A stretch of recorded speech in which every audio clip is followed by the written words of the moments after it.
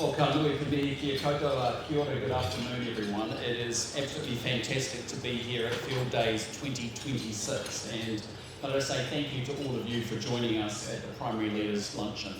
This is such a great event, it's such a great celebration of everything that's awesome about New Zealand, and it's great to see this event just go from strength to strength and keep getting bigger and bigger every single year. I just do want to acknowledge our Field Days Chair, Graham Austin, and also CEO Richard Lindrews, and say thank you, lads, for your incredible hard work with you and all of your teams. There's a huge amount of work that goes on in bringing this event to life, and as I said, I think you're making it better and better as we go forward each and every year. Can I just also acknowledge my ministerial and parliamentary colleagues that are here? It's fantastic that we also have a number of ambassadors from the EU, from the UK, from the Netherlands, and also from the UAE. I want to say thank you so much for participating in Field Days with us as well. And most importantly, can I just acknowledge Ray Smith and all of your team, Ray, at the NPI for the incredible work that you do each and every day.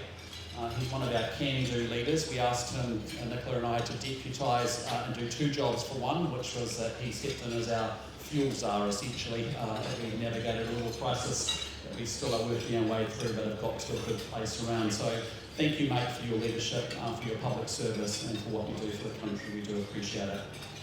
And most importantly, I want to acknowledge the 360,000 Kiwis that actually work all around this country, that wake up each and every day to go off and produce and to deliver to world-class food and fibre for both Kiwi and all our global consumers as well.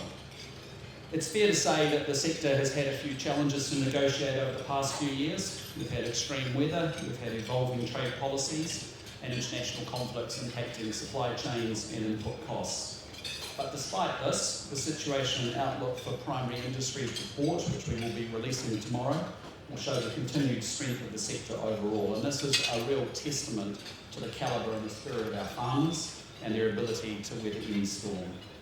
A key focus of the government, as we've already touched on in recent months, has been ensuring that we have sufficient fuel supplies that you and other Kiwi businesses depend upon. And I know NPI has been working with many of you and your people to actively monitor the key choke points across our supply chain, whether that be fertiliser, shipping, cold storage, plastics, agri-chemicals, and vet medicines as well. Can I say to many of you in the room, thank you for your support and collaboration on this critical work in the development of our fuel response plan, which I think is infinitely better because of that collaboration. As I've reiterated many times before, my government wants to work with the sector, not do things to the sector. And I think there's a partnership model where we work together as in an adult relationship, working out how we solve our problems, but how we also realise the opportunities that we have as well.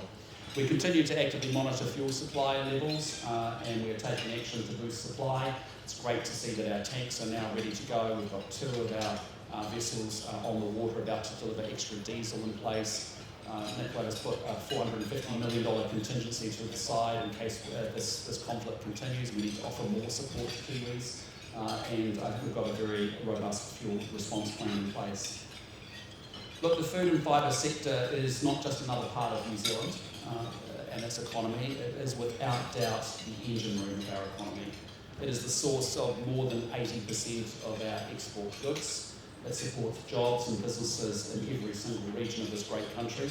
It generates the national income that helps pay for our schools, our hospitals and the public services that Kiwis rely upon. And the sector remains one of the clearest examples of what Kiwis can achieve when we combine hard work, ingenuity and a willingness to compete with the very best in the world. It is one of our greatest national strengths, and our government is determined that as a sector as critical to our national and economic security, it is not constrained by old assumptions, bad rules, cumbersome regulations, or a lack of aspiration.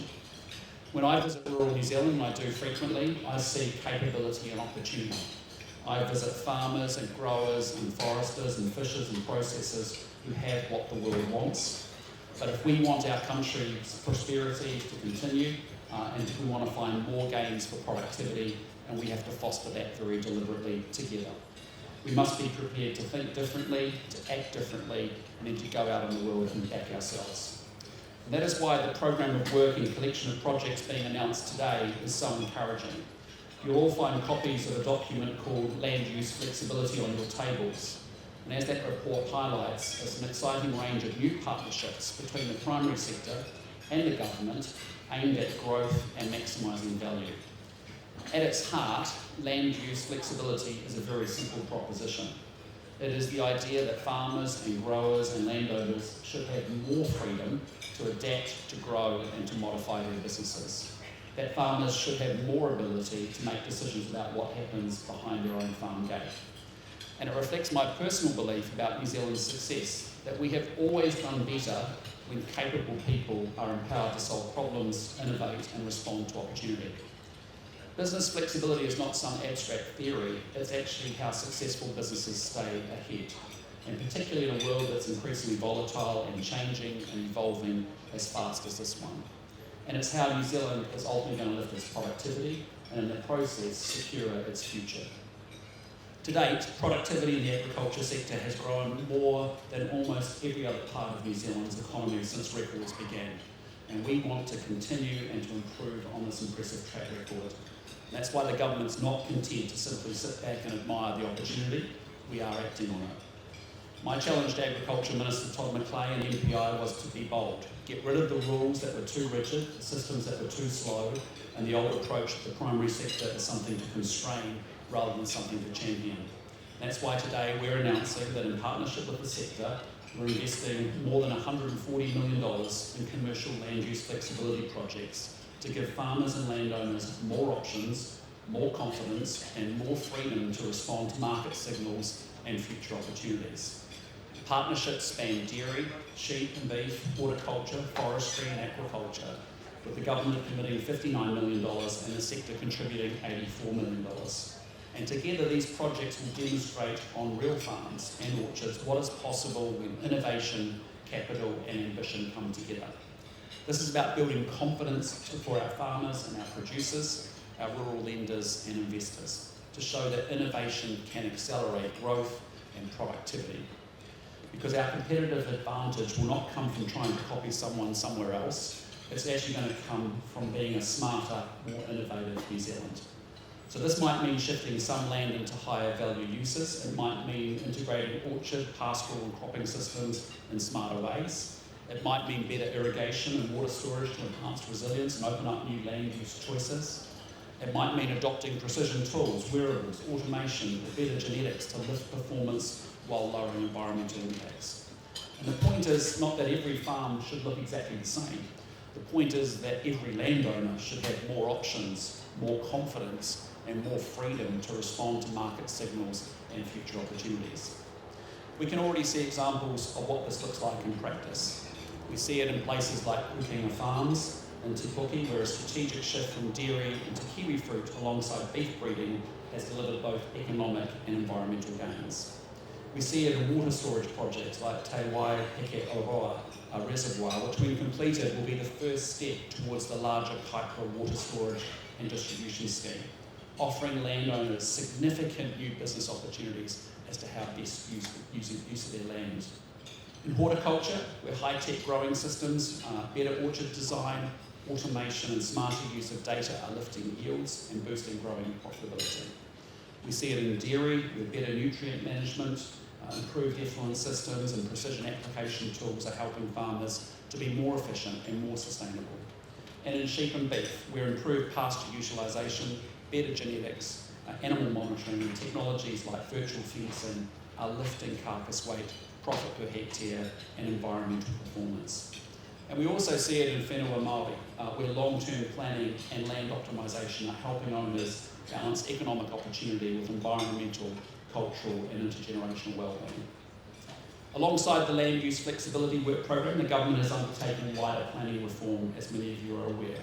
We're replacing the Resource Management Act, we're improving the farm plan system, we're improving fast-track approvals, of which we're picking up pace, and there's 23 projects that have already been approved thus far.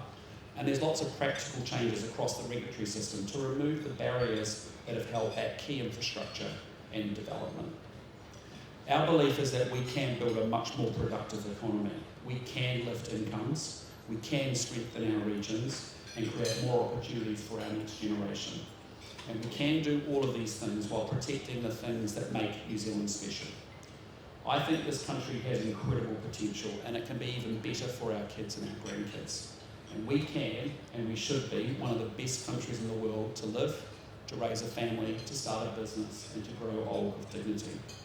But that's only going to happen if we're prepared to make the tough choices as we fix the basics and build the future.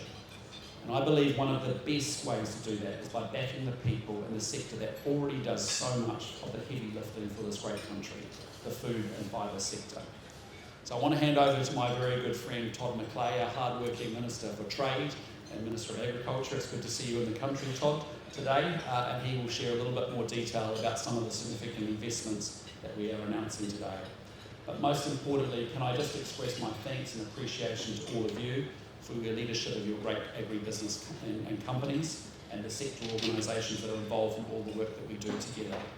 All of you here today and all of your teams back at home are vital to New Zealand's economic prosperity and security. Thanks again for joining us, and I'm looking forward over the next couple of days to spending a bit more time with a few more of you. But thanks for what you do. Appreciate it.